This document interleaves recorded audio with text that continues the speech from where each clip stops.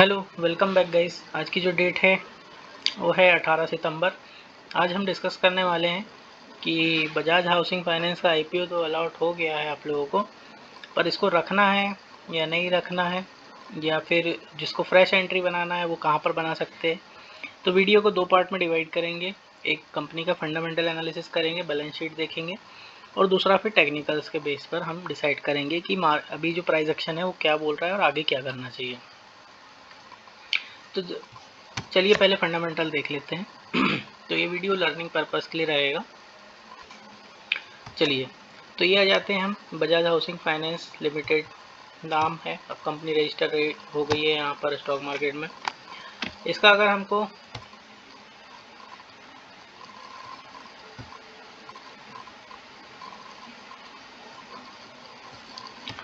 तो कंपनी का जो मेन काम है वो है हाउसिंग और मतलब फाइनेंस से रिलेटेड है, लोन देने लेने वाला काम है। और जो कंपनी का मार्केट कैप है, ये लार्ज कैप कंपनीज की कैटेगरी का मार्केट कैप है। हम पॉजिटिव और नेगेटिव दोनों डिस्कस करेंगे। चलिए आगे देखते हैं।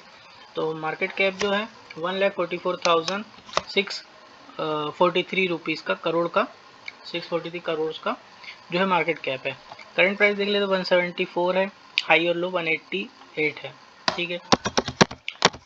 स्टॉक पी अभी हमने जैसे देखा मार्केट कैप, तो ये पॉजिटिव हो गया। ठीक, स्टॉक का पी देखेंगे तो 83 है, तो ये जो पी है ये बहुत ज़्यादा हाई है।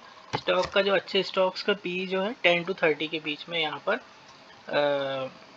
माना जाता है कि ये अच्छा है। तो प्राइस टू अर्निंग रेशियो ख़राब है इस स्टॉक का। अगर देखें ROC ऑल्सो नेगेटिव। ROC कम से कम 15% का होना चाहिए, जो माना जाता है, क्योंकि 7% तो इन्फ्लेशन ही होता है। तो ROC भी है वन ऑफ द नेगेटिव दिख रहा है। तीसरा नेगेटिव देखते हैं। नेगेटिव पहले आ रहे हैं इसलिए नेगेटिव बोल रहा हूँ मैं, कोई इस स्टॉक को नेगेटिव बताने के लिए नहीं बोल रहा हूँ। तो ध्यान से सुनते जाइए, जो जो पॉजिटिव्स आएगा वो भी डिस्कस करेंगे। डेट टू इक्विटी देखेंगे तो यहाँ पर 4.95 है। खैर हालांकि कंपनी का बिजनेस ही है लोन वाला, तो इसमें चलता है ये वाले इसमें। हाँ, पॉजिटिव क्या देखेंगे कि प्रमोटर होल्डिंग 88% है। तो one of the biggest positive कि भाई प्रमोटर जो है वेरी बुलिश है इसको लेकर के, तो 88% का यहाँ पर प्रमोटर होल्डिंग है।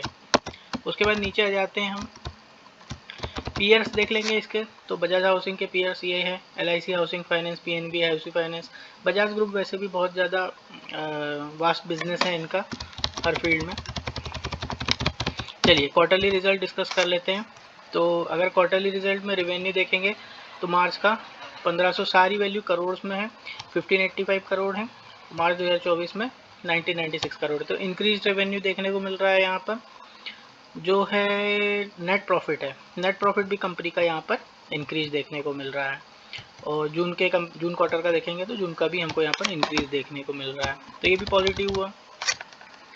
प्रॉफिट एंड लॉस ईयरली वाले में आ जाते हैं।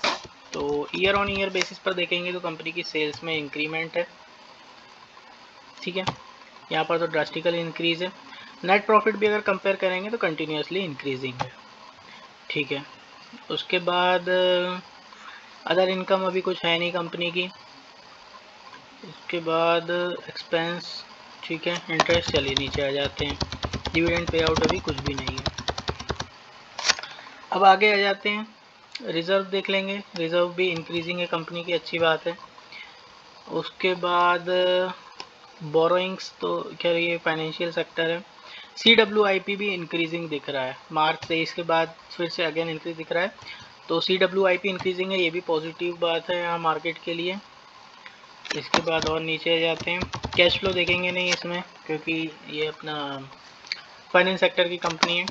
उसके बाद रेशियोज आ जाते हैं, शेयर होल्डिंग पैटर्न में आ जाते हैं। तो शेयर होल्डिंग पैटर्न में जैसे कि हमने अगेन डिस्कस किया कि प्रमोटर होल्डिंग्स यहाँ पर 88% है, तो ये कोई अच्छी बात है। FIS की है 2%, पब्लिक के पास है 2.5%, तो ये बढ़िया है। शेयर होल्डिंग पैटर्न तो बहुत बढ़िया है यहाँ पर। चलिए, तो ओवरऑल फंडामेंटली अगर मैं बताऊँ तो सिर्फ जो नेगेटिव निकल के आ रहा है मेरे लिए वो है कि ROC बहुत कम है, जो कि 15 से ऊपर होना चाहिए। और दूसरा है कि स्टॉक का पी जो है यहाँ पर बहुत ज़्यादा हायर है। यहाँ पर ये एटलीस्ट 30 के आसपास होना चाहिए, 30-40 भी चलता है, but 83 is too much high. ठीक है, चलिए देखते हैं। तो फंडामेंटल एनालिसिस अगर मैं 100% बोलूँ तो 100% में से 70% इज़ ओके। क्योंकि 3 नेगेटिव निकल के आए हैं। चलिए अब बात आ जाती है टेक्निकल एनालिसिस की कि भाई अभी क्या करें। तो वेरी फर्स्ट माइंडसेट में आपको ये बताऊं कि अगर आपको आईपीओ अलॉट हुआ है तो आप ऑलरेडी 100% के गेन में बैठे हुए हैं। सबसे पहले धीरे धीरे सुनते जाना हर एक पॉइंट को कि सबसे पहली बात कि आप 100% के गेन पर बैठे हुए हैं। ठीक, ये पहले हम डिस्कस कर रहे हैं उनके पास जिनका ऑलरेडी है, जिनके पास। तो भाई यहाँ पर आईपीओ ओपन होता है, ठीक है, 150 के प्राइस पर। एक दिन बुलिश कैंडल मिलती है, उसके बाद गैप अप मिलता है और यहाँ पर इस प्राइस से हमको सेलिंग देखने को मिलती है। तो यहाँ पर प्राइस देख लेंगे तो 188.5 के हाई के बाद मार्केट यहाँ पर सेल ऑफ होना चालू हुआ है और मार्केट का जो ओपनिंग प्राइस था यहाँ पर लिस्टिंग के बाद वो है 146।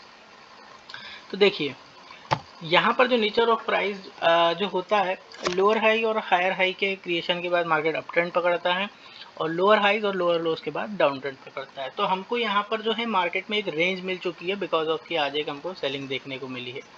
अब देखिए यहाँ पर जो गैप पेंडिंग है, मार्केट इसको ट्रेड करने के लिए आ सकता है।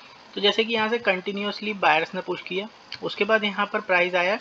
अब ये अनट्रेडेड गैप है, गैप आपको पता होगा कि गैप ट्रेड करना जरूरी होता है, ये अनट्रेडेड प्राइस होते हैं तो ये यहाँ पर ट्रेड करने आ सकता है। तो गैप अगर एक्ट एज सपोर्ट नहीं हुआ तो ये गैप यहाँ पर आपको फिल होता हुआ दिखेगा। तो ये मान के चलिए कि यहाँ पर थोड़ा सा और रिट्रेसमेंट देखने को मिल सकता है। अब जो सोच होल्ड किए हुए हैं तो उनका स्टॉप लॉस क्या होना चाहिए ये भी बताता हूँ। मार्किंग्स इसमें आ जाते हैं। तो देखिए ये जो जोन है मार्केट का, ये जो जोन है 146 से लेकर के 150 का प्राइस, अगर कभी यहाँ पर जो है डेली कैंडल, अगर डेली कैंडल जिसको एग्जिट करने के लिए कोई पॉइंट ढूंढ रहे हैं कि भाई एग्जिट करने के लिए कोई बेसिस होना चाहिए, जस्ट बिकॉज कि सोच रहे हैं कि चलो गेन हो गया बेच दे रहे हैं, क्योंकि ये अच्छी कंपनी है, इसको रखना चाहे तो रख सकते हैं। तो इस तरह की अगर जब आपको रेड कैंडल देखने को मिलती है क्लोजिंग इस लेवल के नीचे, इस लेवल के नीचे जब आपको ऐसी एक रेड कैंडल देखने को मिल सकती है तो आप यहाँ पर प्रॉफिट बुक कर सकते हैं, तब भी आप 100% के गेन में यहाँ पर बैठे रहेंगे।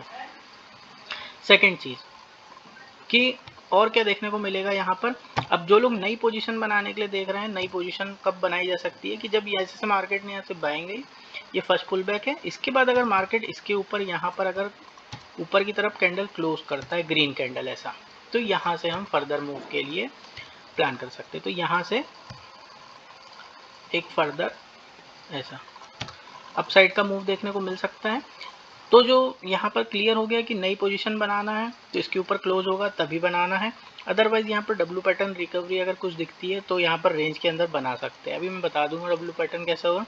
और जिनको अगर जैसे सेल करना है, क्योंकि अगर ये वाला जो सपोर्ट है इसके नीचे अगर मार्केट क्लोज कर रहा है then it is profit booking, तो यहाँ पर आप प्रॉफिट बुक कर सकते हैं। चलिए तो अब हम डब्ल्यू पैटर्न डिस्कस कर लेते हैं। तो डब्ल्यू पैटर्न कैसा बनता हुआ दिखेगा आपको, डब्ल्यू पैटर्न बताते हैं।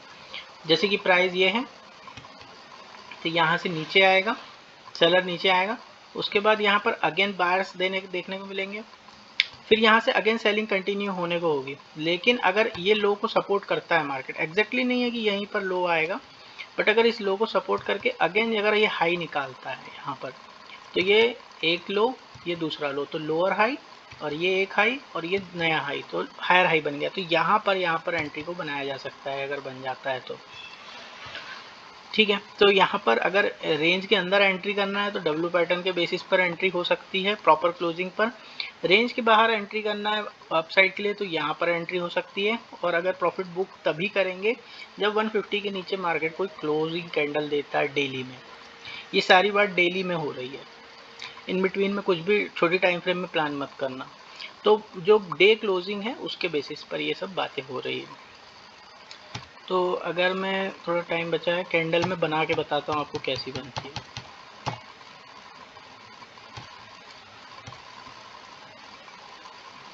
मार्किंग्स में जाएंगे, अब इसमें देखिए जैसे कि सपोज कीजिए ये रेड कैंडल बनी, इसके बाद आपको एक रेड कैंडल और देखने को मिल सकती है जैसे ये गैप फिल हुआ। इसके बाद अगर आपको यहाँ पर एक डोजी कैंडल देखने को मिल जाए, ठीक, उसके बाद यहाँ पर अगर ग्रीन कैंडल देखने को मिले, ठीक, अब ये ग्रीन कैंडल कैसी हो सकती है, ये डायरेक्ट भी जा सकती है। एक ये हो सकता है तरीका कि ये डायरेक्ट चली गई। दूसरा पैटर्न ये हो सकता है मार्केट का कि ये बना, उसके बाद अगेन सेलर यहाँ पर ट्राई करेंगे, अगेन सेलर यहाँ पर ट्राई करेंगे, बट अगेन यहाँ पर अगर बायर स्ट्रॉन्ग रहेंगे तो ये अगेन क्लोज करके यहाँ से फिर यहाँ ऐसा कुछ अगर बन जाता है तो यहाँ पर डब्ल्यू पैटर्न इसको बोलते हैं कि सेलर आए, बायर ने पुश किया, अगेन सेलर आए लेकिन कर नहीं पाए और मतलब नीचे नहीं ले जा पाए, और उसके बाद फिर अगेन बायर्स ने इस लेवल के ऊपर क्लोज किया, तो यहाँ पर बाइंग साइड में देख सकते हैं, एंट्री बना सकते हैं। तो ये डब्ल्यू पैटर्न होता है। तो होप सो आपको समझ आया होगा कि आपको अभी का क्या करना है। अगर आप ये सोचेंगे इस रेंज का प्रॉफिट छोड़ दीजिए, 150 से जो 80 190 का है, ये 40 पॉइंट की रेंज का प्रॉफिट छोड़ दीजिए। आपको अगर लग रहा होगा कि चलो ये छोटा सा डीमार्ट भी जब आप देखेंगे अगर एवेन्यू सुपरमार्केट का स्टॉक, तो 300 रुपये पे लिस्टिंग हुआ था और 300 पे लोगों ने प्रॉफिट बुक कर दिया। तो आज आप एवेन्यू सुपरमार्केट का चार्ट लगा के देखिए, 6000 से ऊपर यहाँ पर ट्रेड कर रहा है एवेन्यू सुपरमार्केट। तो जो अच्छी कंपनीज होती है उसमें, और आपको प्राइस में दिख जाएगा यहाँ पर, अगर 150 के नीचे क्लोज करता है तो आप यहाँ प्रॉफिट बुक कर सकते हैं। तो ओके, थैंक यू। ये वीडियो जो है एजुकेशनल पर्पज़ के लिए है, इसको कोई भी रिकमेंडेशन ना समझे और अपना डिसीजन अपने हिसाब से लेना है। जो मैं प्राइस के हिसाब से लर्निंग हो सकती थी वो मैंने यहाँ पर शेयर कर दी है। तो मिलते हैं नेक्स्ट लर्निंग वीडियो में, तब तक के बाय टू ऑल।